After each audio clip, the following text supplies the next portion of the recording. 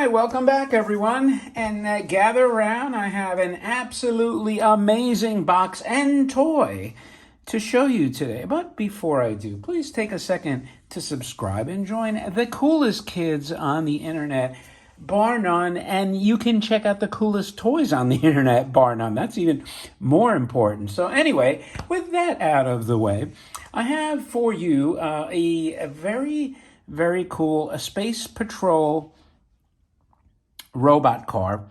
And I hesitate because most people see this toy and they call it the Space Patrol robot car. And in fact, it's only called a robot car. And before I show you the toy, and the toy's not exactly, super duper hard to get. But you know what? It's not that common in really good condition. And this box is really tough to find.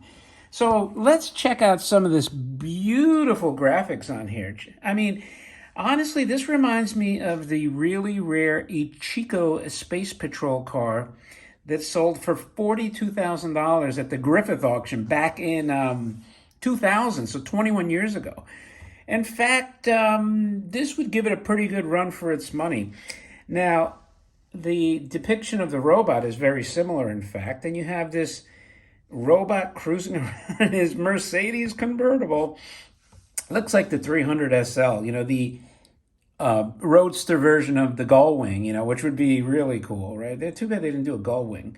And as you can see here, it's got this big ATC logo, and look at how they boxed it in. That's kind of neat, so it doesn't get obscured with other planetary stuff. So you have this cool alien, or Martian landscape. Look how nice this planet is. I'm thinking it's kind of Jupiter-ish. And then look at the side panel here. Holy moly, look at that. You got a giant rocket.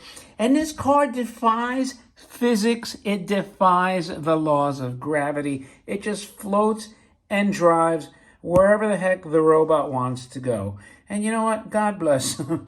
He deserves it. And over here, by the way, you see a faint Kragston Corporation.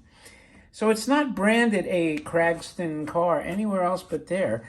You have more of the ATC logo. I find it interesting that at some point, somebody must have taken the original copper staples out, because you have the holes here, and they stapled it with these crappy tin silver staples. So these are the things you pick up. And the original bottom is missing. I have one, and I'm also having one made. I have bottoms for this series of toys. There's so many of these cars. So this, I think, is my second or third boxed in this series of cars. And I kind of got to the point where I said, I don't have to have every variation, but I love this one. I love the car. I love the box. And inside, I've showed you this a few times before. Let's see. I don't know if it's going to come out on the light, but there we go. Inside here, when you see that seam, that seam there is a dead giveaway that it's an original box. Let's see if I can hone in on it. It's tough with, getting in there without the light and a fixed camera. But anyway, if you see the seam, I also tell you, look at the edges. Make sure that there's no white paper that somebody glued over some cheap chipboard. And there you can see the seam up there, a lot clearer. You see that line? It looks like a separate line. And as I'm talking to you, I'm getting Coinbase saying the price of Bitcoin is up 5%. Well, that's great because it went down like 20, so, it's got a ways to go.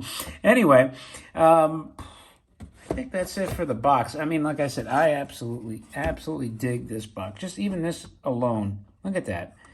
Look at that. Is that the coolest freaking thing? I wish we could send... Well, that's like Tesla sent his car, his convertible up in space. And something about this composition of the robot is so elegant. The colors are spectacular. I mean, I can't gush over this box, even without its bottom, even though somebody freaking took the staples out. Maybe the staples came off and they decided to just staple it. They should have left the damn thing alone. But anyway, what about the car? Well, the car, amazingly enough, despite having no bottom to that box, is also pristine. A lot of times I will see these The gun could be missing. The missile could be missing. But in this example, it is shiny, bright, glossy litho. Look at that. You have planet Earth. You have Saturn. You have stars. There you have the lithograph lights that also remind me of that Ichiko Space Patrol car. And then you have this beautiful script here in blue with a shadow effect.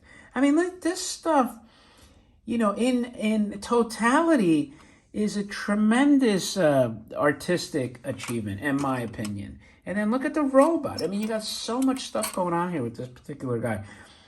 He's got details up the wazoo. Can I zoom in without knocking over the camera? A little bit. Little bit. And the back here, you got rivets. You got look like the old computer tapes. That was a big thing back in the 50s and 60s, right? Those reel-to-reel tapes. And then he's got still a nice cockpit with a steering wheel. So that's the car. Now, what does he do? He's a friction, and he fires his gun with a noise. How does he fire? You just roll him along. And you see that? It's really on, I'll go slow. The front wheels drive that little mechanism of the missile. Let's see if I can back it up and you'll see.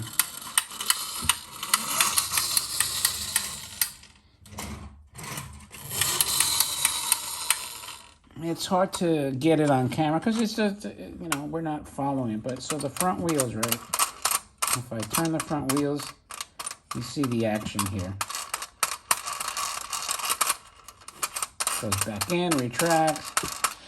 I don't know about all these phallic images in toys. I don't know what they're trying to accomplish. But it works as far as a missile launcher.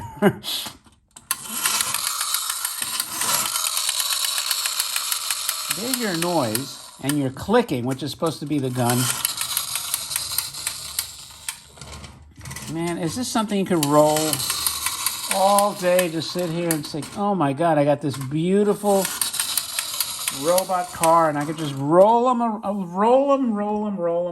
like play with this forever. How lucky were these freaking kids that had this stuff? I still can't get over it. I mean, they had some really, really amazing toys to play with. I guess you could say the technology today is the substitute, but man, that has like no personality, no character. I much prefer to hold something in my hand that looks like a group of artisans and craftsmen created, and it just takes you to that fantasy realm where you think to yourself, hell, I could drive my Mercedes in space. How cool would that be? Well, maybe when we get what's the not cyborg, but you know, like guys like Musk, they want to have artificial intelligence. He wants to upload his consciousness, that's what it is, into like a robotic form at some point in his life. Because he's a wacky guy. I don't doubt that he would accomplish something, you know, close. Not exactly succeed, but, you know, he'll probably have some weird version of himself. And he probably would launch himself into space and just tool around in a convertible. Because you know why? Once you upload whatever form that consciousness is, you can upload it to a zillion different things. And he'd probably, just to be kind of a douche, he'd say, hey, here's my Tesla convertible. And he'd float around space, and there you go. But anyway, that's your ATC/Cragston robot car with the firing gun and the clicking noise. If you like this kind of stuff, I always encourage you to please subscribe and share these videos on those platforms that matter, whether it's Facebook or Instagram or maybe TikTok. Should I be TikToking these toys? Who the hell knows? Maybe people would like them over there. But man, I don't know. There's so many weird things on TikTok. I don't know if I want to cross-pollinate, you know. I feel like I'm almost going to get contaminated. But anyway, thanks as always for your time. I appreciate it. Don't forget to thumb up the video and leave a remark. I'll respond. With that, I hope you had, if this is before, or you are having, or you have had a beautiful holiday season. With that, thanks again, and I will talk to you later.